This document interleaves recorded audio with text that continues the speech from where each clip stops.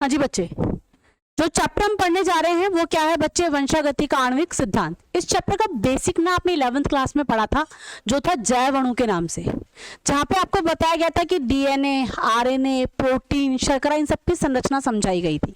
बोलो है या नहीं है? अब आप क्या पढ़ने वाले हैं बच्चे, अभी जो आप पढ़ने वाले हैं वो बेसिकली आपके पास में है बच्चे कि इन डीएनए, आरएनए और प्रोटीन में पहली बात तो कौन हमारा आनुवांशिक पदार्थ है। दूसरी बात, डीएनए जिसे आप क्या कहते हो कि डीएनए आपके जीन को, यानी कि आपके आनुवांशिक सूचना को क्या करता है बच्चे, कैरी करता है। तो कैसे ये अपने आप को एक्सप्रेस कर पाता है आप में, कैसे आप कहते हैं कि भैया इसकी हाइट 6 फुट 1 इंच है तो इसकी जीन ऐसी है, इसके घर में ना सब लोग लंबे, इनकी जीन ही ऐसी है। बोला या नहीं है? तो ये किस तरीके से अपने आप को एक्सप्रेस करता है, कैसे डीएनए बताता है बॉडी को कि इस तरीके से फॉर्मेशन होगा, प्रोटीन सिंथेसिस होगी, ये सब कुछ इसी चैप्टर में हम क्या है पढ़ने वाले। तीसरी बात, इस चैप्टर से हमें यह भी पता चलेगा, जो कि सबसे इंपॉर्टेंट है, कि हमारा आनुवांशिक पदार्थ डीएनए ही है। ये भी इस चैप्टर में बहुत सारे एक्सपेरिमेंट्स के थ्रू क्या किया गया बच्चे, प्रूव किया गया। ठीक है, तो यहां पर हम बेसिकली किसकी बात करेंगे, न्यूक्लिक एसिड्स यानी डीएनए, आरएनए की, और किसकी बात करेंगे बच्चे, हम प्रोटीन की। सबसे पहले हम कौन से टॉपिक को उठाएंगे बच्चे, न्यूक्लिक एसिड को। स्टार्ट करें, तो चलिए हम स्टार्ट करते हैं सबसे पहले किससे, न्यूक्लिक एसिड से।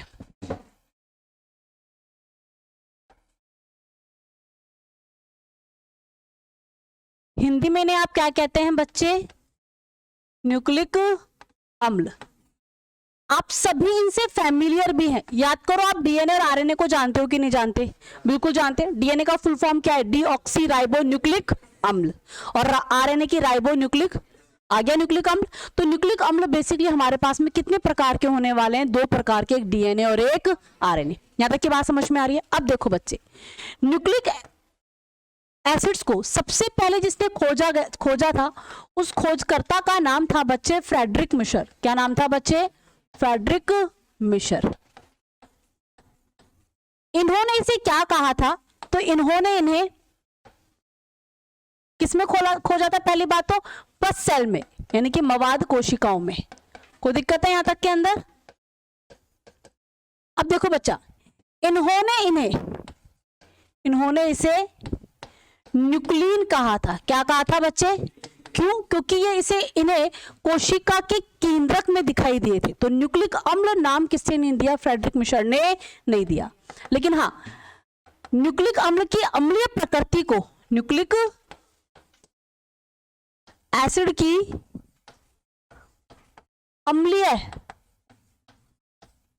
प्रकृति फ्रेडरिक द्वारा या मिशर द्वारा बताई गई। किसके द्वारा बताई गई बता, फ्रेडरिक मिशर द्वारा बताई गई। तो इन्होंने कहा कि डीएनए के अंदर, या सॉरी कोशिका के अंदर उसके केंद्रक में कुछ क्या मिलते हैं, अम्लीय पदार्थ मिलते हैं, जिनके हम क्या नाम देंगे बच्चे, न्यूक्लिन नाम देंगे। तो भैया ये न्यूक्लिक एसिड नाम किसने दिया, तो जो न्यूक्लिक एसिड नाम है, न्यूक्लिक एसिड नाम किसने दिया था बच्चे, अल्टमान ने। किसने दिया था बच्चे, अल्टमान। बोलो बच्चे बात समझ में आई कि नहीं?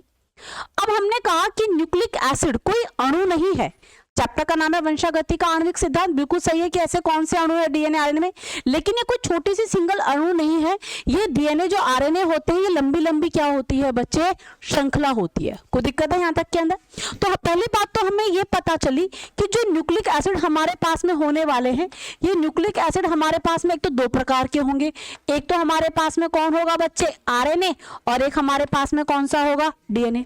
और ये बेसिकली क्या है बच्चे लंबी श्रृंखला रूपी संरचना है।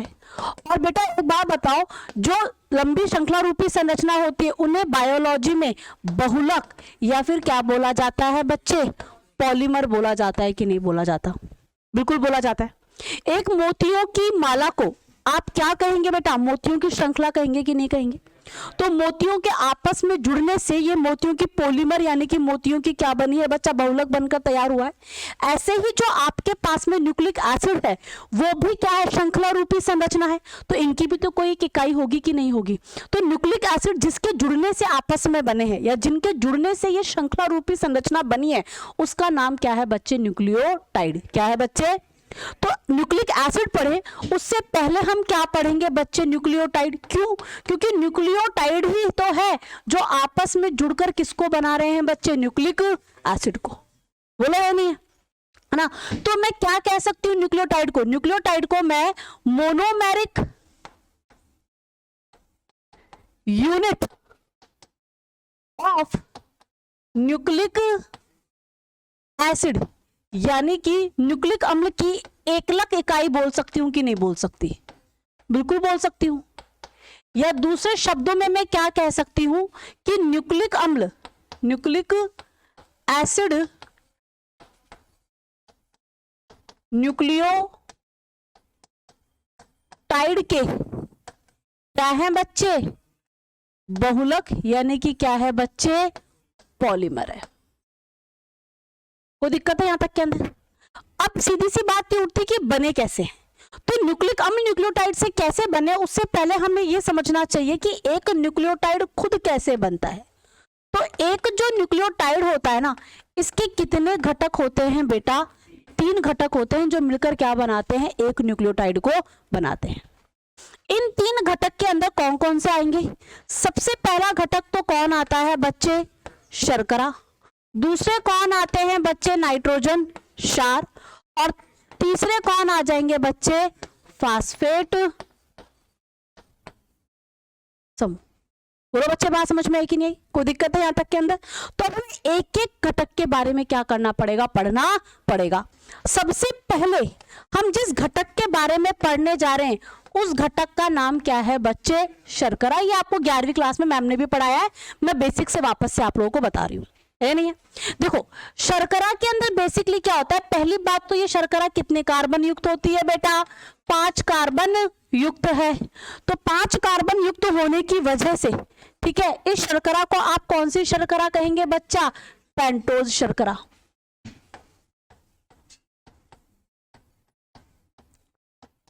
अब मैं पिछली बार भी समझाया, बहुत पहले भी बताया। अच्छा बेंजीन जब आप बनाते हो क्या आप ऐसे नहीं बनाते क्या, ऐसे होता है बेंजीन? तो इस पूरी रिंग के अंदर सब जगह कार्बन कार्बन ही आपस में जुड़े हुए हैं, इसे आप कहेंगे होमोसाइक्लिक संरचना। कौन सी संरचना कहेंगे? क्योंकि रिंग में कार्बन के अलावा कोई और प्रेजेंट नहीं है।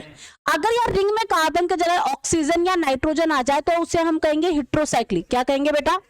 ऐसे यहां पर भी जो पेंटोज शर्करा होती है ना, ये होती है हेट्रोसाइक्लिक। कैसी होती है बच्चे?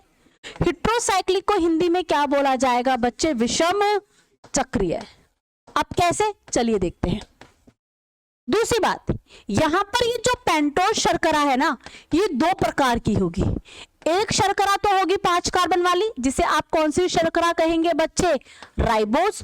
और एक श्रृंखला होगी जिसे आप क्या कहेंगे बच्चा, डीऑक्सी राइबोस।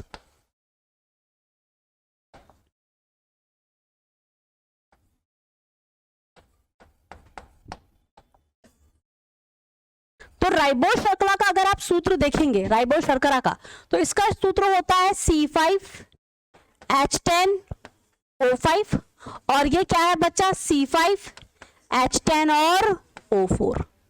अब इस C5H10 और O5 के अंदर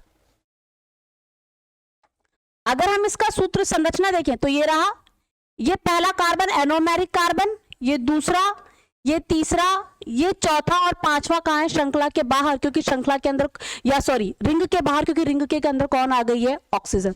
तो विषम चक्रीय हो गई कि नहीं हो गई, है ना? अच्छा ये कौन सा नंबर का कार्बन हो गया, 1, ये कार्बन नंबर 2, ये कार्बन नंबर 3, ये कार्बन नंबर 4 और ये कार्बन नंबर 5। चलिए भाई, यहां पर समूह जुड़ा हुआ है, एक H और एक कौन सा है, यहां पर OH और यहां पर OH और यहां पर कार्बन की बाकी सब वैलेंसी पूरी हो रही है तो H, और यहां पर सिर्फ एक वैलेंसी पूरी हो, 3 वैलेंसी पूरी करने के लिए लो। बोलो है नहीं? OH एक क्रियात्मक समूह है। देखो यहां पर कितने क्रियात्मक समूह दिखाई दे रहे हैं आपको, मेरे हिसाब से 1, 2, 3 और 4। तो राइबोस शर्करा में कितने OH समूह है, 4। डीऑक्सी राइबोस जब बनती तो होता क्या है, सेकंड नंबर के कार्बन से, तो ये carbon number 1, carbon number 2, carbon number 3, carbon number 4 और ये कार्बन नंबर 5। कोई दिक्कत है यहां तक के अंदर? यहां पर कौन है बेटा, H और यहां पे कौन है, यहां पर H और यहां पर भी कौन है, यहां पर कौन है OH,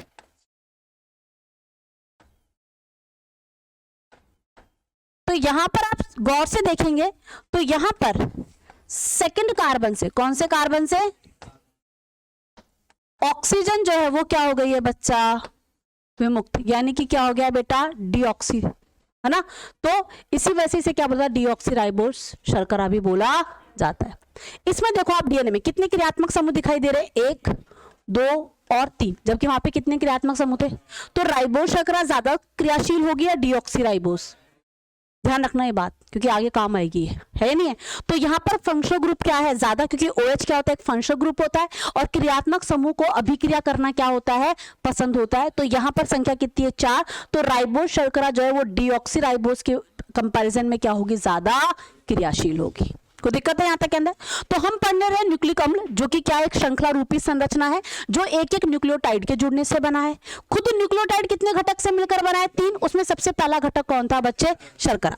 अब हम दूसरे घटक पर आते हैं। तो न्यूक्लियोटाइड का दूसरा घटक जो होता है वो कौन है बच्चे, नाइट्रोजन क्षार। कौन है भैया, अब ये जो नाइट्रोजन क्षार होते हैं बेटा, ये यहां पर 2 प्रकार के होते हैं। एक तो कौन से हैं आपके पास में प्यूरिन, और एक कौन से हैं बच्चे आपके पास में पायरीमिडीन।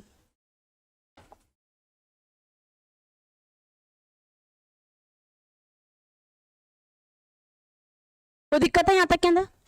प्यूरिन जो होते हैं इनकी संरचना आपको 11th क्लास में ढंग से पढ़ाई गई है, अभी सिर्फ थोड़ा सा बेसिक समझे। इनके अंदर क्या होती है, 2 रिंग होती है। कितनी रिंग होती है बच्चे, और इनके अंदर कितने सदस्य होते हैं बेटा, 9। तो ये कैसी होती है, 2 रिंग वाली 9 मेंबर्ड रिंग। इनके अंदर कौन कौन आता है, इनके अंदर एक तो आ जाता है बच्चे आपके पास में कौन, एडेनिन, और एक कौन आ जाता है बच्चे, गुआनिन। बोलो है या नहीं है, कोई दिक्कत है ना। अगर मैं इसकी एक रफ सी स्ट्रक्चर बनाऊं तो ये रही रिंग, ये बिल्कुल गलत नहीं है, सही है। बहुत से बच्चे कहते हैं वही पूरी बनानी चाहिए थी। और यहां पर कौन सा नंबर है बच्चा, 1 2 3 4 5 6 7 8, और ये कौन सा हो गया बच्चे, तो दिक्कत है यहाँ तक। तो 2 रिंग है और सदस्य कितने हैं बच्चे, 9 है। वही अगर आप पायरीमिडीन में आएंगे, किस में आएंगे बच्चे, पायरीमिडीन के अंदर, है ना। अच्छा एक चीज और, डीएनए व आरएनए दोनों में क्या होंगे बच्चा, ये उपस्थित। अब यहां देखिए बच्चे, यहां पर क्या होगा, पायरीमिडीन के अंदर कितनी रिंग होती है बेटा, 1 ही रिंग होती है। और कितने सदस्य होंगे बेटा, इसके अंदर 6 सदस्य होंगे, कुछ इस प्रकार से, ठीक है। 1 2 3 4 5 और कितने बेटा, 6। बोलो बच्चे बात समझ में, है ना। और देखो इनके सदस्य कौन कौन होंगे, अगर इनके एग्जाम्पल देखेंगे तो एक तो इसके अंदर कौन आ जाएगा बच्चे, साइटोसिन, एक कौन आ जाएगा बच्चे, थायमिन, और एक कौन आ जाएगा बच्चा, यूरासिल। कोई दिक्कत है, ये किस में प्रेजेंट होगा, डीएनए में, ये किस में प्रेजेंट होगा, आरएनए में, और ये डीएनए में भी। और यानी हर एक न्यूक्लिक अम्ल को कितने नाइट्रोजन क्षार मिलने वाले हैं, 4। डीएनए को एडेनिन, गुआनिन, साइटोसिन और थायमिन, और आरएनए को एडेनिन, गुआनिन, साइटोसिन और यूरासिल। कोई दिक्कत है। अब हम आते हैं तीसरे पर। जो तीसरा आपके पास में घटक है, वो तीसरा घटक है आपके पास में फास्फेट समूह। और जो फास्फेट समूह है वो यहां पर कौन होता है बच्चे, फास्फोरिक अम्ल होता है, यानी कि H3PO4 होता है। और इसी की उपस्थिति की वजह से आपका डीएनए जो होता है वो अम्लीय है, और साथ ही साथ में कैसा होता है, ऋणावेशित भी होता है। कोई दिक्कत यहां तक के अंदर। अब सवाल ये उठता है कि तीनों घटक मिलकर न्यूक्लियोटाइड कैसे बनाते हैं। तो न्यूक्लियोटाइड बनने से पहले क्या बनता है बच्चे, न्यूक्लियोटाइड बनने से पहले आपके पास में बनकर तैयार होता है न्यूक्लियोसाइड। अगर न्यूक्लियोसाइड का फॉर्मूला देखा जाए तो उसके अंदर कौन होती है, शर्करा, और शर्करा के साथ में कौन होता है बेटा, नाइट्रोजन क्षार, वो भी कोई एक, या तो प्यूरिन या कोई एक पायरीमिडीन। बोला ये नहीं है। तो यहां पर होगा क्या, यहां पर ये होता है शर्करा के कौन से कार्बन पर बेटा, फर्स्ट कार्बन पर OH समूह था कि नहीं था, क्रियात्मक समूह था, बस वहां पे जाकर नाइट्रोजन क्षार जुड़ जाएगा। तो शर्करा के फर्स्ट कार्बन पर नाइट्रोजन क्षार एन ग्लाइकोसिडिक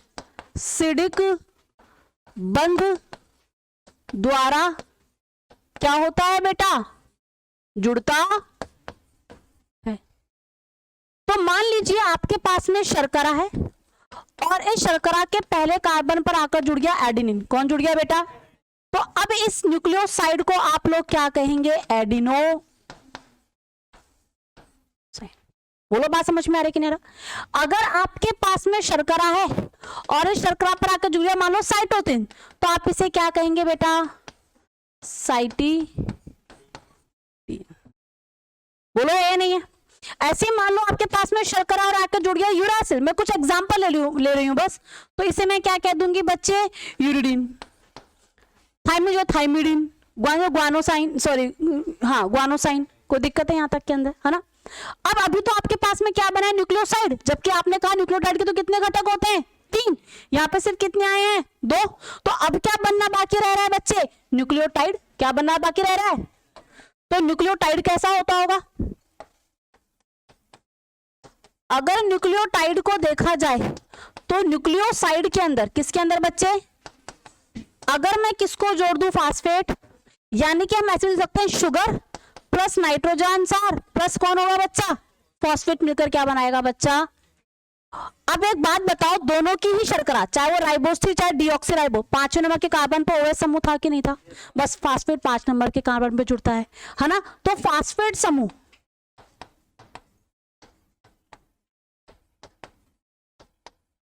शर्करा के 5th कार्बन से फास्फो एस्टर, डाइएस्टर नहीं भैया, कौन सा, फास्फो एस्टर बंध द्वारा जुड़ता और क्या बन जाएगा आपके पास में, न्यूक्लियोटाइड। जैसे कि शर्करा पर एडिनोसाइन बना दिया, इसी में जोड़ दूं मैं। अगर मैं इसमें क्या जोड़ दूं, फास्फेट, क्या जोड़ दूं बच्चे, तो अब ये क्या बन जाएगा, इसे आप कहेंगे एडिनाइलिक अम्ल, या फिर आप इसे कहेंगे एडिनोसाइन मोनो साइट। इसमें अगर मैं फॉस्फेट जोड़ दूं तो इसे आप कहेंगे साइटी डाइलिक अम्ल, और इसे आप कहेंगे साइटोसिन मोनोफॉस्फेट। यूरिडाइलिक एसिड, ठीक है, uridine monophosphate, guanylic acid, guanine monophosphate. बोलो बच्चे बात समझ में आई, है ना। तो अगर मैं इस पूरे स्ट्रक्चर को देखूं तो ये देखने में कैसा होगा, मेरे हिसाब से देखने में कुछ ऐसा होगा। ये रहा हमारे पास में कार्बन 1, कार्बन 2, कार्बन 3, कार्बन 4 और कार्बन 5। कार्बन नंबर 1 पर जो OH समूह है उससे कौन जुड़ गया बच्चे, नाइट्रोजन। कौन सा बंध बनाकर, एन ग्लाइकोसिडिक। और यहां पर कार्बन नंबर 5 पर आकर कौन जुड़ गया है बच्चे, फास्फेट समूह। तो ये अगर यहाँ पर नाइट्रोजन क्षार मान लो एडिनिन जुड़ा है तो इसे हम कह देंगे एडिनोसाइन मोनोफॉस्फेट। एक और फॉस्फेट जोड़ दूं तो एडिनोसिन डाई, और एक और जोड़ दो एडिनोसिन ट्राई। ऐसे बनते हैं आपके वो न्यूक्लियो ऊर्जा के कंपोनेंट, यानी कि हायर न्यूक्लियोटाइड। बोलो बच्चे बात समझ में। तो ये आपके पास में क्या है, एक न्यूक्लियोटाइड है। अगर ये राइबोस शर्करा है तो इसके 2nd नंबर पे भी अभी तक कौन सा समूह उपस्थित है, OH, और 3rd पर भी कौन सा है, और अगर डीऑक्सीराइबोस हो तो OH समूह सिर्फ और सिर्फ कहां उपस्थित है।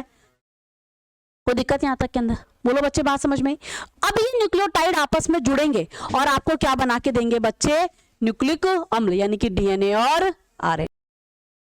अब देखो हमारे पास में क्या बनकर तैयार हो गया है, न्यूक्लियोटाइड बनकर तैयार हो गया है। अब ये न्यूक्लियोटाइड आपस में जुड़कर क्या बना के देंगे आपको, न्यूक्लिक एसिड की श्रृंखला बनाकर देंगे, है ना। तो अगर हम बात कर रहे हैं किसकी, अब पॉली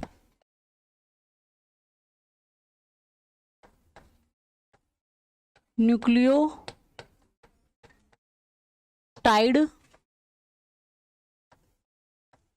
श्रृंखला का निर्माण, यानी कि एक तरीके से देखा जाए तो हम किसका निर्माण पढ़ रहे हैं बच्चे, न्यूक्लिक एसिड का निर्माण। क्योंकि न्यूक्लिक एसिड क्या थे बच्चे, बेसिकली आपने खुद ने कहा न्यूक्लियोटाइड के पॉलीमर, बोलो है या नहीं है? तो एक बात ऐसी नहीं हो सकती है क्या कि अगर मैं ऐसा कहूं कि न्यूक्लिक एसिड की जो लंबाई होगी या न्यूक्लिक एसिड श्रृंखला की जो लंबाई होगी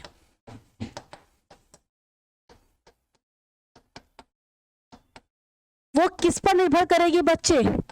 न्यूक्लियोटाइड की संख्या पर, बोलो है या नहीं है? मान लीजिए कोई दीवार है, उसमें 20 ईंटें हैं, मैंने 20 ईंटें और जोड़ दी, तो या तो लंबाई में बढ़ेगी या किस में बढ़ेगी बेटा? चौड़ाई में बढ़ेगी। तो सीधी सी बात है, अगर एक न्यूक्लिक अम्ल में 10 न्यूक्लियोटाइड है और एक में 20 है, तो कौन सा वाला लंबा होगा बच्चे? 20 वाला। सीधी सी बात है नहीं है?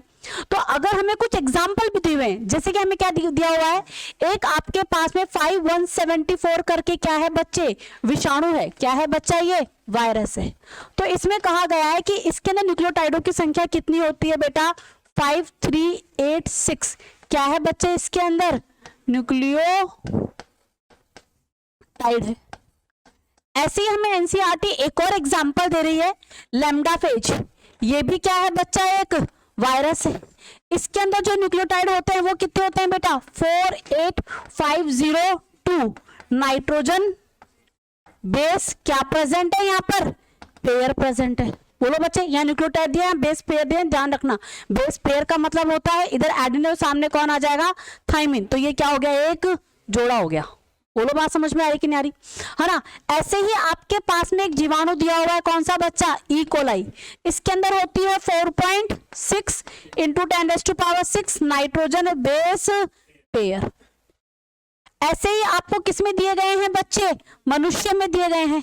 तो मनुष्य के अंदर अगर कोशिका कैसी है? अगुणित है। कैसी है बेटा? तब तक कितने होंगे ये? 3.3 गुणा 10⁹ नाइट्रोजन बेस पेयर। बोलो है या नहीं है? और अगर वहीं पर ये कैसी है बच्चा? द्विगुणित है। तो कितना हो जाएगा?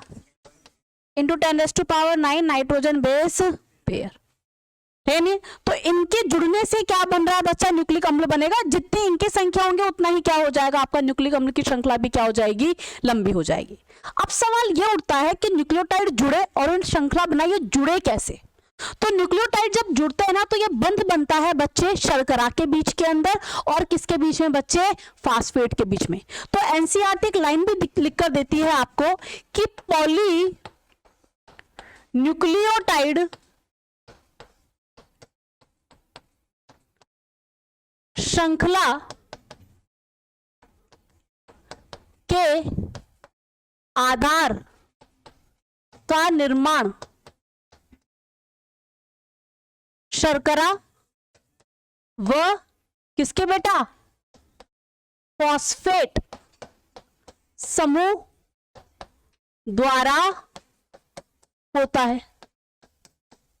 चलिए देखते हैं भाई कैसे होता है। देखिए एक बार के लिए, चलो पहला हम फर्स्ट न्यूक्लियोटाइड बनाते हैं। हमारा पहला न्यूक्लियोटाइड मान लो ये रहा, ये कार्बन नंबर 1, ये कार्बन नंबर 3, कार्बन नंबर 4 और कार्बन नंबर 5 कहां होता था भैया? श्रृंखला के बाहर। बोलो था कि नहीं था? अब आप कहते थे कार्बन नंबर 1 पर कौन जुड़ता है? नाइट्रोजन क्षार। मान लो कौन जुड़ गया? एडेनिन। और कार्बन नंबर 5 पर कौन जुड़ जाता है? फास्फेट। कौन से बंध से? फास्फोएस्टर। ये मेरा पहला न्यूक्लियोटाइड है। कोई दिक्कत है? श्रृंखला बनाने के लिए इसके साथ में अब दूसरा न्यूक्लियोटाइड जुड़ने आएगा। ये रहा फिर से मेरे पास में दूसरा nucleotide, carbon 1, carbon 2, carbon 3, carbon 4 और ये कौन सा कार्बन हो गया? 5। और यहां पर भी कौन आकर जुड़ गया बेटा? फास्फेट। बोलो बच्चे बात समझ में आ रही कि नहीं आ रही? मान लीजिए इसके यहां पर कार्बन नंबर 1 पर कौन जुड़ा हुआ है? गुआनिन। कोई दिक्कत है? अब एक बात बताओ, ये चाहे शर्करा राइबोज हो चाहे डीऑक्सीराइबोज हो, इस 3rd नंबर के कार्बन पर यहां पर OH समूह है कि नहीं है? है? बोलो है नहीं है? तो ये क्रिया करना चाहेगा, तो ये क्या करेगा? इस फास्फेट समूह के साथ में क्या बना जाएगा बच्चे? बंध बना जाएगा। जब फास्फेट समूह ने एक बंध बनाया था तो आपने उसे कौन सा बंध कहा था? फास्फोएस्टर। अब ये ऊपर वाली शर्करा के कौन से कार्बन के साथ में बेटा? तीसरे। और नीचे वाली शर्करा के 5वें कार्बन के साथ में क्या बना रहा है बच्चे? बंध। तो तीसरे और 5वें कार्बन के बीच में जो बंध बन रहा है फास्फेट समूह द्वारा, इसे अब हम कौन सा बंध कहेंगे बेटा? फास्फो डाई एस्टर बंध, जो कि इस श्रृंखला की रीढ़ की हड्डी के समान क्या करने वाला है बच्चे, कार्य करने वाला है। अब मान लीजिए एक और हमारे पास में क्या आ जाता है nucleotide, carbon 1, carbon 2, carbon 3, carbon 4 और कार्बन 5। यहां पर जुड़ा हुआ है मान लो साइटोसिन, और यहां पर कौन जुड़ा हुआ है बच्चे, फॉस्फेट। तो इसका भी तो OH समूह इसके साथ में क्या करेगा, रिएक्शन। ऐसे आप कितने भी जोड़ सकते हो, 10 जोड़ो, 10,000 जोड़ो, कोई रोकने वाला नहीं है या नहीं है। तो इस तरीके से आपके पास में क्या बनती चली जा रही है, एक श्रृंखला बनती जा रही है। अब सीधी सी बात है, श्रृंखला कहीं से तो शुरू होगी और कहीं पर क्या होगी बच्चे, खत्म होगी। बोलो सही बात है कि नहीं है। तो जहां से शुरू होगी वहां पर हमेशा शर्करा के ऊपर जो 5वें नंबर के कार्बन पर फास्फेट समूह है वो मुक्त रहेगा कि नहीं रहेगा, उसको फॉस्फोडाइएस्टर बंध बनाने को। तो इस जगह को आप कह देंगे 5 प्राइम, या इसको 5 ध्रुव कह देंगे, कौन सा, वो भी 5th प्राइम। बोलो या नहीं है। और यहां पर क्या रहेगा हमेशा, OH समूह, तो इसे आप क्या कह देंगे, आप 3rd प्राइम। तो श्रृंखला ध्रुवता को भी क्या करने वाली है, रिप्रेजेंट करने वाली। जितने न्यूक्लियोटाइड जुड़ते जाएंगे उतनी ही आपस में क्या होती चली जाएगी बेटा, लंबी होती चली जाएगी। कोई दिक्कत यहां तक के अंदर। तो इस प्रकार से क्या होगा, एक श्रृंखला का क्या होगा, निर्माण होगा। अब हमने न्यूक्लिक अम्ल को एक न्यूक्लिक अम्ल की श्रृंखला को देखा, यानी पॉलीन्यूक्लियोटाइड श्रृंखला को देख लिया। अब हम क्या देखने वाले हैं, DNA और RNA की संरचना को देखने वाले हैं, है ना। तो देखो उससे पहले क्या, हाँ जी भाई, DNA की संरचना को अगर आप देखेंगे तो जब हमने न्यूक्लिक अम्ल को देख लिया तो श्रृंखला रूपी संरचना है। तो लेकिन DNA के अंदर कितनी पॉलीन्यूक्लियोटाइड श्रृंखला होगी बच्चे, 2 पॉलीन्यूक्लियोटाइड श्रृंखला होगी, है नहीं है। ऐसा कहा जाता है कि इस अर्थ पर मिलने वाला मोस्ट इंटरेस्टिंग मॉलिक्यूल कौन है बच्चा, DNA है। अब DNA की संरचना को समझाने के लिए अलग अलग टाइम पर कौन आए बच्चे, अलग अलग वैज्ञानिक आए।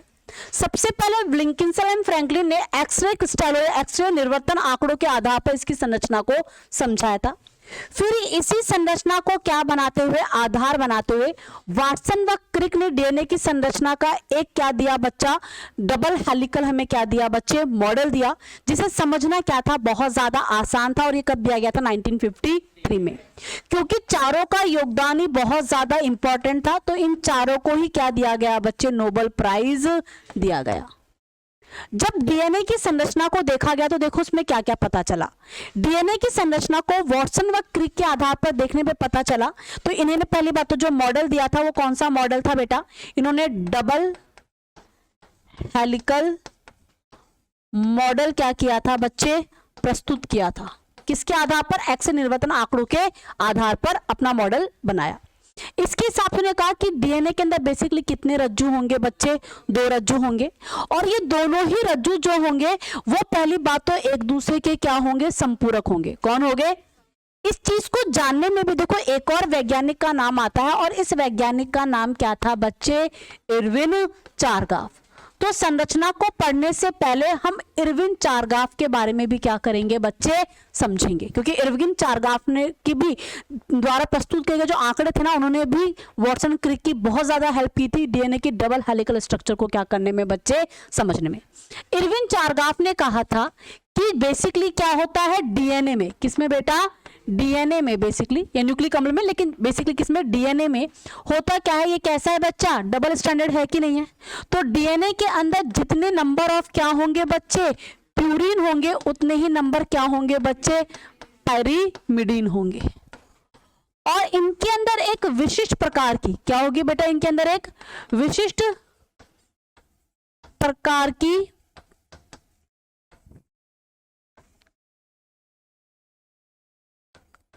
नाइट्रोजन बेस पेयरिंग, यानी कि क्या देखिए बेटी, क्या देखी जाएगी बच्चे, नाइट्रोजन क्षार क्या देखा जाएगा बच्चे, युग्मन देखा जाएगा।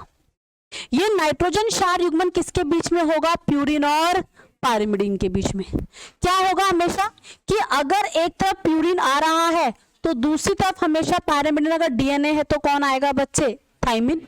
बोलो बच्चे बात समझ में आ रही कि नहीं आ रही। और अगर RNA है तो कौन आएगा बच्चे, यूरासिल आएगा। कोई दिक्कत है। और अगर ग्वानिन है तो उसके सामने कौन आएगा बच्चे, साइटोसिन। और ये एडेनिन और थाइमिन तो एक दूसरे के साथ में कौन से बॉन्ड बनाएंगे, और ग्वानिन और साइटोसिन क्या बनाएंगे? बोलो बच्चे, बात समझ में आ रही है? कोई दिक्कत है यहां तक के अंदर?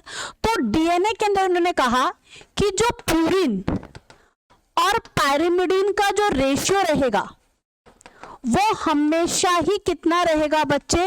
वो हमेशा ही रहेगा 1:1। देख भी लो, मान लो ये मेरे पास में डीएनए है, मैंने कहा अगर एक तरफ एडेनिन आएगा तो दूसरी तरफ कौन आएगा? एक तरफ ग्वानिन आएगा तो साइटोसिन आएगा तो थाइमिन आएगा तो और एडेनिन आएगा तो।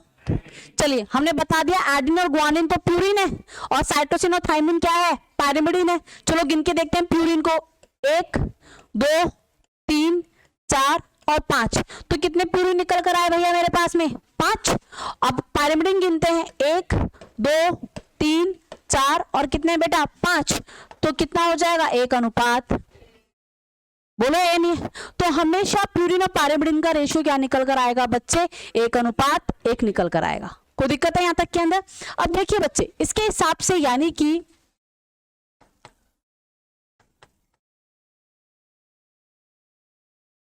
हमेशा कितना होगा बच्चे? 1 होगा। बोलो बच्चे, कोई दिक्कत है यहां तक के अंदर? समझ में आ रहा है कि नहीं आ रहा? ये तो हो गया प्यूरिन पायरिमिडीन का रेशियो। वहीं पर आपके पास में एक और चीज आती है बच्चे, जिसे आप क्या कहते हैं बच्चा? Base ratio. बेस रेशियो क्या होता है बेटा? A+T/G+ क्या होगा बच्चे? C होगा। और इसका जो मान है ना वो कभी भी क्या नहीं होगा? 1 नहीं होगा। ये प्रत्येक जाति के लिए क्या होगा बेटा? जाति के लिए विशिष्ट होगा। जैसे कि फॉर एग्जाम्पल अगर मैं आपको बताऊं तो प्रोकैरियोट्स में, किसमें बच्चे? प्रोकैरियोट्स में अक्सर ऐसा होता है कि जीसी जो कंटेंट होता है ना वो क्या होता है? ज्यादा होता है। किससे बेटा? AT से। तो एक बात बताओ, यहां पर जो बेस रेशियो का मान आएगा वो हमेशा क्या आएगा बच्चे? 1 से कम। बोलो ये नहीं है? या बेस रेशियो का मान क्या होगा यहाँ पर? कम होगा। हम ऐसे लिख देते हैं, यहाँ पर बेस रेशियो क्या होगा बच्चा? कम होगा। और वैसे अगर आप किस में जाएंगे बच्चे? यूकैरियोट्स में। क्या किस में जाएंगे बच्चे?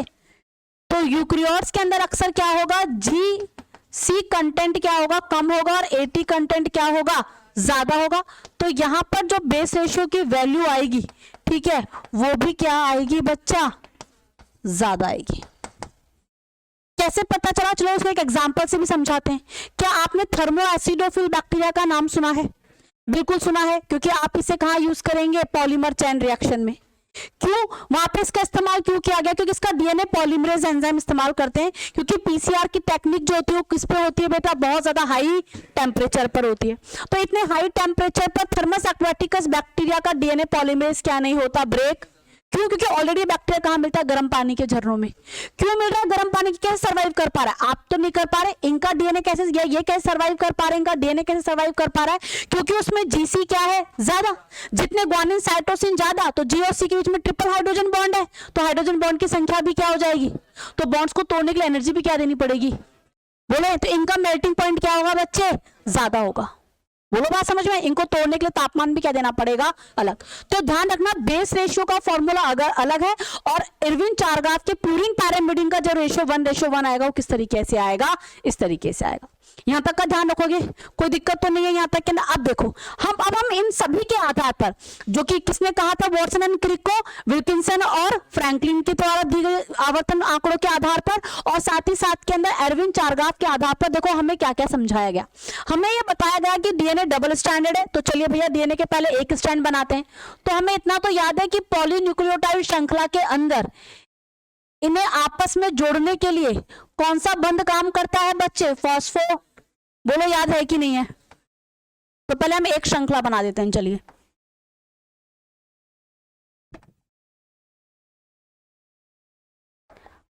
यहां पर कौन जुड़ता है बच्चे? नाइट्रोजन क्षार। मान ली यहां पर कौन जुड़ा हुआ है? एडेनिन। यहां जुड़ा हुआ है थाइमिन, यहां ग्वानिन, और यहां पर कौन है बच्चे? साइटोसिन। आपने कहा था श्रृंखला का आधार कौन बनाता है बच्चे? फास्फेट समूह। ये आ गया।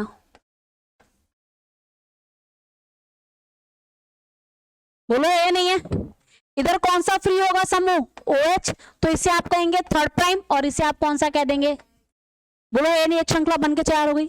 अब डीएनए में तो कितनी श्रृंखला है? 2, लेकिन एक खास बात, दोनों ही श्रृंखला एक दूसरे के क्या होती है? एंटी पैरेलल, यानी कि प्रति समानांतर। इसका मतलब क्या है कि अगर एक श्रृंखला की ध्रुवता क्या है? 5' 3' है, तो दूसरी श्रृंखला की ध्रुवता क्या होगी? 3' बना के देखें, चलिए आइए तो देखिए। अच्छा दूसरी बात, दोनों श्रृंखलाओं के अंदर जो नाइट्रोजन क्षार होते हैं वो कहां पर आएंगे बच्चे? अंदर की ओर आएंगे। कहां पर आएंगे बच्चे? और एक श्रृंखला के अंदर न्यूक्लियोटाइड आपस में कौन से बंध से जुड़ रहे हैं? फॉस्फोडाइस्टर। अगर डीएनए में 2 श्रृंखला, तो दोनों श्रृंखला भी तो आपस में जुड़ी रहती होंगी, तो इन दोनों श्रृंखलाओं को आपस में कौन जोड़ेंगे? हाइड्रोजन, जो किसके बीच में बनेंगे? नाइट्रोजन क्षार के बीच में।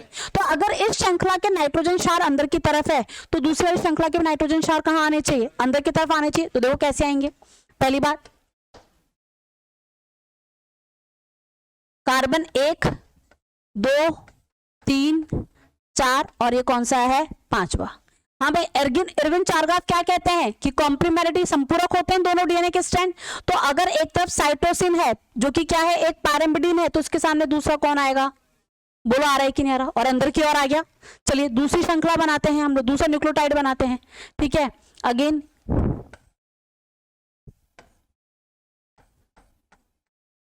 बोलो ये नहीं है। अब इसके बीच में कौन सा है बच्चा? फास्फेट समूह है।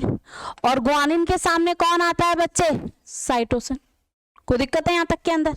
चलिए और आगे बढ़ते हैं। अब हम आगे बढ़ रहे हैं। अच्छा यहां पर कौन सा समूह फ्री होगा बच्चे? फॉस्फेट। एक और बना लेते हैं, 1 मिनट।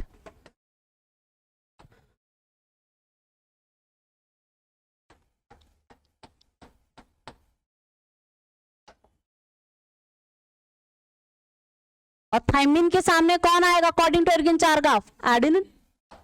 फाइन, कोई दिक्कत यहां तक के अंदर? नेक्स्ट आते हैं।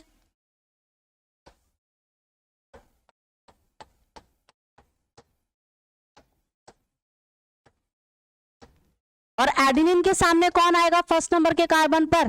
थाइमिन। राइट, तो नाइट्रोजन क्षार कहां पर होते हैं? अंदर की ओर होते हैं। और दोनों श्रृंखलाओं को जोड़ने के लिए नाइट्रोजन क्षारों के मध्य क्या बन जाता है बच्चे? Hydrogen bond. एडेनिन और थाइमिन के बीच में डबल, थाइमिन और एडेनिन के बीच में, और गुआनिन साइटोसिन के बीच में। ये जो बंध होते हैं ये एक दूसरे, नाइट्रोजन क्षार के जो ये पेयर है ये क्या बन गया? ये एक बन गया नाइट्रोजन क्षार युग्म बन गया। बोलो बन गया कि नहीं बन गया? अब ये जो नाइट्रोजन क्षार युग्म बना है ये एक दूसरे के ऊपर क्या होते हैं बच्चे? पैरेलली या समानांतर रूप से क्या होते हैं? व्यवस्थित होते हैं। और ये युग्मन जो है ना इस संरचना को क्या देता है बेटा? स्थायित्व प्रदान करने का क्या करता है? काम करता है। तो नाइट्रोजन क्षारों का एक दूसरे पर समानांतर व्यवस्थित होना युग्मों का क्या करेगा? इस संरचना को क्या देगा? स्थायित्व देगा। और एक श्रृंखला को स्थायित्व देने का काम कौन कर रहा है बच्चे? फॉस्फोडाइएस्टर बंद कर रहा है। कोई दिक्कत है यहां तक के अंदर? बोलो बच्चे बात समझ में आई? अब देखो इसके बाद में अगर मैं नेक्स्ट टॉपिक देखती हूं तो अगर हमें देखना है कि डीएनए की क्या है बेसिकली,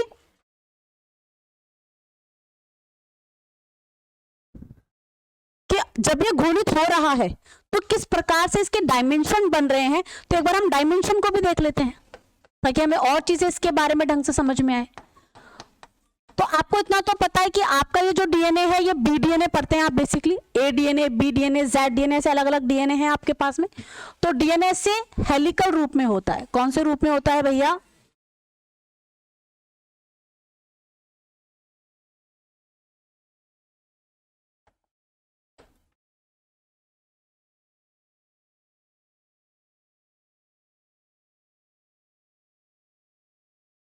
बोलो है कि नहीं है? कोई दिक्कत यहां तक के अंदर?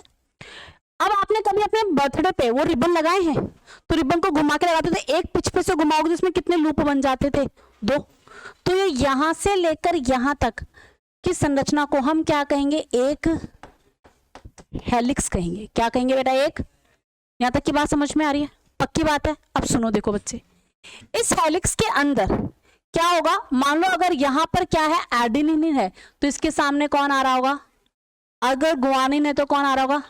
साइटोसिन है तो कौन आएगा? थाइमिन है तो कौन आएगा? एडेनिन है तो कौन आएगा? गुआनिन तो कौन आएगा? ऐसे एक हेलिक्स के अंदर ऐसे 10 नाइट्रोजन क्षार क्या होते हैं? युग्म होते हैं। तो भैया 10 नाइट्रोजन क्षार युग्म है तो टोटल नाइट्रोजन क्षार कितने हो गए भैया? वैसे सी बात है, मेरे पास 10 जोड़ी जूते हैं तो टोटल जूते कितने हो गए बेटा? 20। तो ऐसे ही एक हेलिक्स के अंदर 20 क्या होंगे? नाइट्रोजन क्षार, राइट। अब देखिए बच्चे, यहां से लेकर यहां तक की अगर आप दूरी नापेंगे तो ये आएगी 20 एंगस्ट्रम, या फिर कितनी आ जाएगी बेटा? 2 नैनोमीटर, राइट। और दो नाइट्रोजन क्षार युग्म के बीच की जो दूरी होती है ये कितनी होती है बेटा? 3.4, कितनी बेटी? आर्मस्ट्रॉन्ग। और इसी के अलावा बेटा कितना आ जाएगा? 0.34 नैनो, राइट बच्चे, कोई दिक्कत है? अब ऐसे कितने नाइट्रोजन क्षार युग्म है? 10। तो जो एक हेलिक्स की लंबाई निकल कर आएगी वो कितनी आ जाएगी बेटा? 10 नाइट्रोजन क्षार युग्म गुणा कितने आ जाएगा बच्चा? 3.4 से करूं तो कितनी आ जाएगी बेटा? ये 34 तो किस में आ जाएगी? और 3.4 क्या आ जाएगी बच्चे? राइट, कोई दिक्कत है यहां तक के अंदर? समझ में आ रहा है? तो ये क्या होती है बच्चा? इस तरीके से कुछ बनती हुई चलती, जब डीएनए क्या करता है अपने ऊपर क्या होता है? घूर्णित होता है। और ये क्या है? इसकी डबल हेलिकल स्ट्रक्चर, जिसका ये क्या है? सिंपल फॉर्म, और ये इसकी क्या है बच्चे? डायमेंशन है। यहां तक की बात समझ में आई? कोई दिक्कत है यहां तक के अंदर? चलो पहले यहां तक का करेंगे आप।